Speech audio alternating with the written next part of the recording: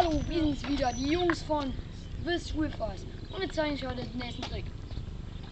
Wir machen heute den Zickzack. Den erklärt euch jetzt mal der Jonas. Also Zickzack, den haben wir selbst erfunden. Der ist eigentlich sau easy und die einfache Version eines Bunny Hops. Also ihr fahrt an, hebt zunächst das Vorderrad, um über eine Kante drüber zu fahren.